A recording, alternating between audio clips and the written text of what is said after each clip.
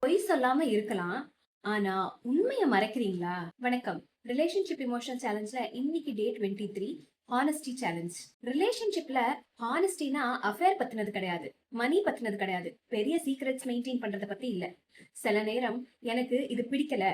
இந்த விஷயம் எனக்கு ஹர்ட் ஆச்சு. நான் இப்போ இமோஷனலி ரொம்ப டயர்டா இருக்கேன். எனக்கு கொஞ்சம் ஸ்பேஸ் குடு அப்படின்னு இந்த உண்மைகள எவ்ளோ கிளியரா உங்க பார்ட்னர் கிட்ட நீங்க கன்வே பண்றீங்களோ, அவ்ளோ ஈஸியா இருக்கும் உங்களோட ரிலேஷன்ஷிப். ஆக்சுவலி இந்த உண்மைகள சொல்றது தான் ரொம்ப கஷ்டம் இல்லையா?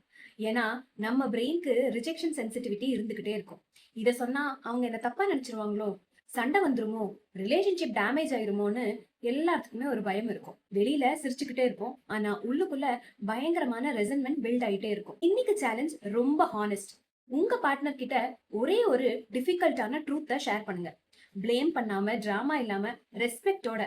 எக்ஸாம்பிள், "உன் மேல கோவம்லாம் இல்ல. ஆனா இந்த சிச்சுவேஷன் என்ன ரொம்ப அஃபெக்ட் பண்ணுச்சு" அப்படின்னு சொல்லலாம். இல்ல, "நான் ஸ்ட்ராங்கா இருக்கேன்னு காட்டினேன். ஆனா உண்மையிலே ரொம்ப ஸ்ட்ரகிள் பண்றேன்" அப்படின்னு ஹானஸ்ட்டா சொல்லலாம். ஆக்சுவலி ஒரு ரிலேஷன்ஷிப் எப்போ பில்ட் ஆகும்னா, பெர்ஃபெக்ட் கான்வர்சேஷன்ஸ்னால கிடையாது. அது எவ்வளோக்கு எவ்வளோ நீங்க ஒருத்தர் மேல ஒருத்தர் உண்மையாவே ட்ரஸ்ட் பண்றீங்க அப்படிங்கிறதுல இருக்கு. இன்னைக்கு சேலஞ்ச், நீங்க அவாய்ட் பண்ணிட்டு இருக்கிற ஒரே ஒரு ஹானஸ்ட் ஃபீலிங்க காமா, ரெஸ்பெக்ட்ஃபுல்லா உங்க பார்ட்னர் கிட்ட ஷேர் பண்ணுங்க. அன்புடன் பவித்ரா.